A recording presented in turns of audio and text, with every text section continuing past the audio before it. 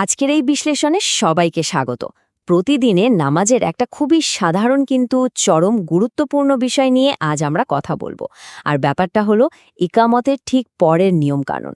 চলুন একদম সরাসরি মূল আলোচনায় ঢুকে পড়া যাক। ধরুন একজন মুসল্লি মসজিদে গেলেন, ফরজ নামাজ শুরু হবে, মুয়াজ্জিন ইকামত দেওয়ার শুরু করেছেন, কিন্তু একটা সমস্যা, সেই মুসল্লির হয়তো আগের সুন্নাত নামাজটা পড়া হয়নি। এখন প্রশ্ন হলো, এই পরিস্থিতিতে ঠিক কি করা উচিত?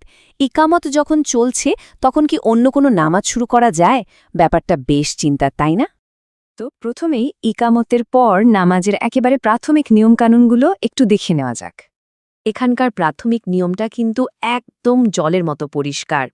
যখন নামাজের ইকামাত দেওয়া শুরু হয়ে যায় তখন নতুন করে কোনো সুন্নাত বা নফল নামাজ শুরু করার নিয়ত একদমই করা যাবে না।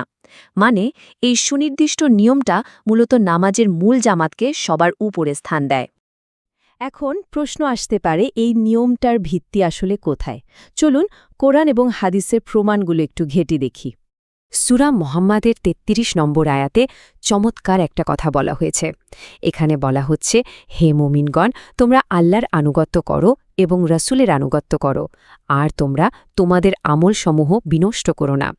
একটু খেয়াল করলে বোঝা যায়, এই আয়াতটা আমাদের বারবার মনে করিয়ে দেয় যে নবীজির দেওয়া নির্দেশনাগুলো নিখুঁতভাবে অনুসরণ করা কতটা জরুরি। নিজের ইচ্ছামতো কিছু করে আমলগুলোকে কোনোভাবেই ঝুঁকির মুখে ফেলা ঠিক না। ঠিক একই রকম একটা বার্তা পাওয়া যায় সূরা আল হাশরের ৭ নম্বর আয়াতেও।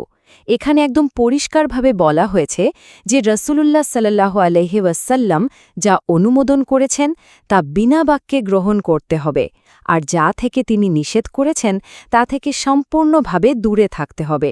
আসলে এটাই তো একজন বিশ্বাসীর জীবনের মূল ভিত্তি। আর এই পুরো ব্যাপারটা সবচেয়ে সুন্দরভাবে ফুটে উঠেছে সহিহ বুখারী এবং সহিহ মুসলিমের একটি হাদিসে। নবীজি সাল্লাল্লাহু আলাইহিসাল্লাম খুব স্পষ্ট করে বলে দিয়েছেন, যখন নামাজের ইকামাত দেওয়া হয় তখন ফরজ নামাজ ছাড়া অন্য কোনো নামাজ কায়েম করা যাবে না। সহজ কথায়, একবার ইকামাতের শব্দ কানে আসার পর ফরজ নামাজটা অন্য যে কোনো কিছুর চেয়ে সবচেয়ে বেশি অগ্রাধিকার পাবে। আচ্ছা, এবার অন্য একটা দিকে নজর দেওয়া যাক। কেউ যদি আগে থেকেই নামাজে দাঁড়িয়ে থাকেন, চলমান নামাজ আর অন্যান্য কিছু নিয়ম নিয়ে এবার কথা বলা যাক। এখানে মূলত ৩টে খুব সহজ ধাপের কথা বলা হয়েছে। প্রথমত, আগেই যেমনটা জানলাম, নতুন কোনো নামাজ শুরু করা যাবে না। দ্বিতীয়ত, যদি কেউ ইতিমধ্যেই সুন্নাত বা নফল নামাজ পড়া অবস্থায় থাকেন তবে নির্দেশনা হলো নামাজটা খুব দ্রুত, মানে একটু সংক্ষেপে শেষ করে ফেলতে হবে।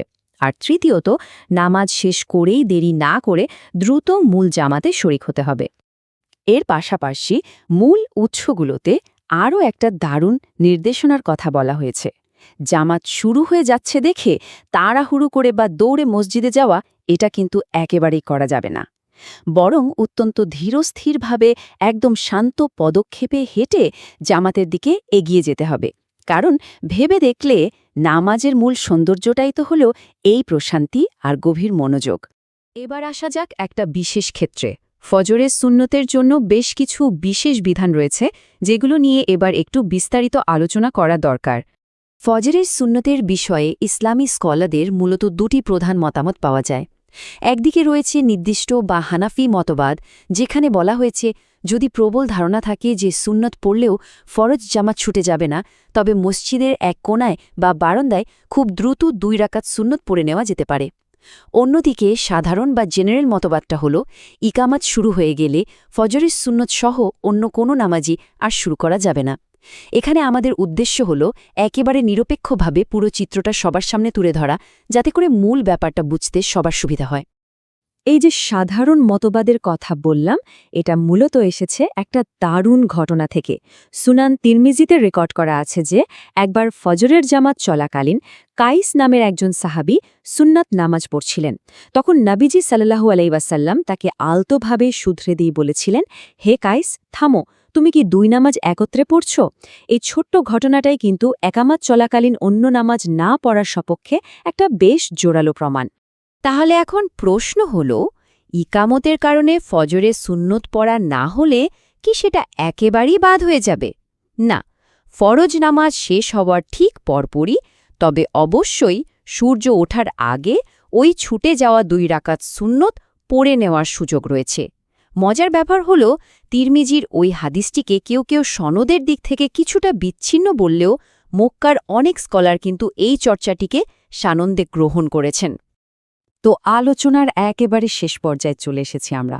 এবার চলুন পুরো ব্যাপারটার একটা সারসংক্ষেপ আর চূড়ান্ত নির্দেশনাগুলো এক নজরে দেখে নেওয়া যাক। সমস্ত মূল উৎস ঘাটলে চূড়ান্ত শিক্ষাটা কিন্তু একটাই, আর সেটা একেবারে সহজ। জামাতকে সব সময়ে সব পরিস্থিতিতে অগ্রাধিকার দিতে হবে। একবার ফরজ নামাজের জন্য একামত শুরু হয়ে গেলে নতুন করে আর কোনো সুন্নাত বা নফল নামাজের নিয়ত করা যাবে না। এই নিয়মটা মেনে চলা প্রতিটি মুসল্লির জন্যই অত্যন্ত জরুরি। সবশেষে একটা বিষয় নিয়ে আমাদের একটু গভীরভাবে ভাবার অবকাশ রয়েছে।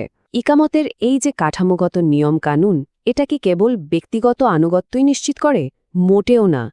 একটু ভেবে দেখলে বোঝা যায়, যখন সবাই একসাথে নিজেদের সব কাজ ফেলে, সব আলাদা নামাজ ছেড়ে এক ইমামের পেছনে কাঁধে কাঁধ মিলিয়ে দাঁড়িয়ে যায়, তখন পুরো মসজিদের ভেতরে কেমন চমৎকার আর অভূতপূর্ব একটা ঐক্যের পরিবেশ তৈরি হয়। আর সত্যি কি এটাই জামাতের আসল সৌন্দর্য নয়?